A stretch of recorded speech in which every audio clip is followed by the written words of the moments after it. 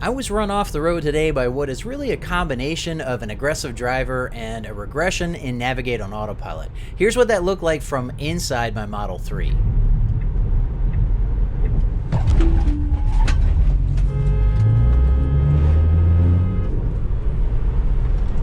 There's actually a lot to unpack here, and in this particular case, the on-screen animations tell us a lot about what Navigate on Autopilot was trying to do, as well as what it wasn't trying to do. I want to first point out that this merge actually has 2 acceleration lanes that Navigate on Autopilot must leave before completing its merge onto the I-540 Beltline outside of Raleigh, North Carolina. It actually handled this merge extremely well for many months, as I demonstrated in a video I published right after firmware version 10 was released back in late 2019.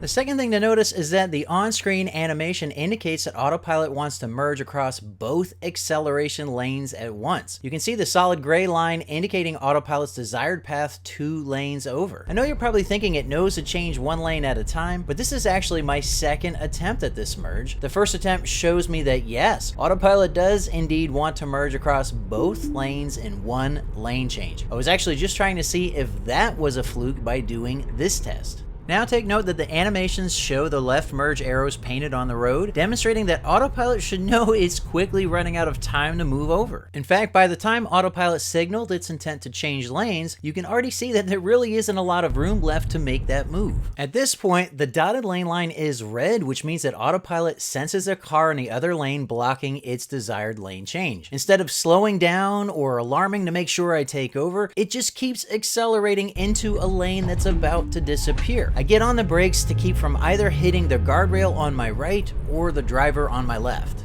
Here's the view from the GoPro Max I had mounted on my roof.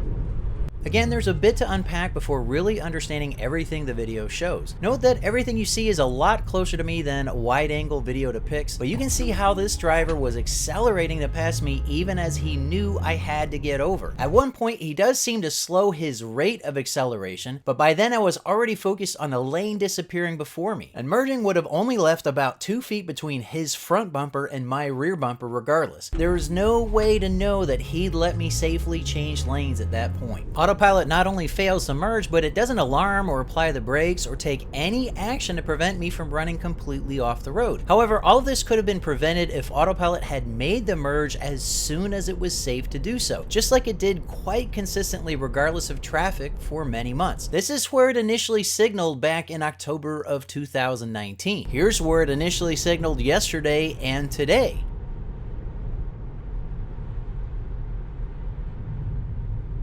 That was nearly 13 seconds later after covering another 0.2 of a mile. Going back to the roof cam footage, you can see that the lane was wide open, yet Autopilot waited until the last possible second to initiate a lane change. That gave it 0 room to wait for a clear lane to change into, and this behavior is clearly a regression. I wouldn't blame you for questioning why I spend so much time on an event that only required seconds to take place, but I think it truly revealed a lot about where Tesla's Autopilot is right now and what we need to be doing as drivers while using it. I got some really good footage of what the animations were showing, as well as where all the vehicles were around me, and that gave us a lot to analyze. I think once that driver purposely stuffed me into that lane, Autopilot made the right decision in not changing lanes, but it needed to solve the problem that created. In order to solve that problem, it had to recognize that it created a problem in the first place. I use Autopilot all the time, and so every now and then, it's not frequent, it'll alarm and tell me to take over because it can't solve the pathfinding problem in front of it. It didn't do that. Even if it were to alert at some point after I took over, it would have been alerting me to take over beyond the point where I think I could have safely done something about it. I think Tesla's Autopilot is incredible in general, and it's constantly improving. I make videos like this in part to remind people what our roles are in maintaining safety while we're on autopilot, as well as to maybe show Tesla engineers some edge cases that they aren't seeing otherwise.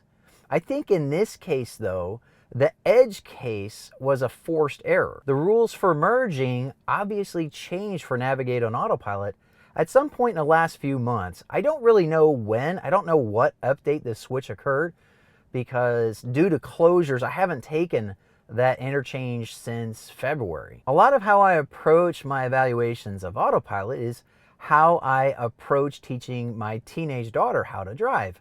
You cannot depend on other drivers being either safe or courteous in allowing you to merge. So you need to merge as soon as it's safe to do so.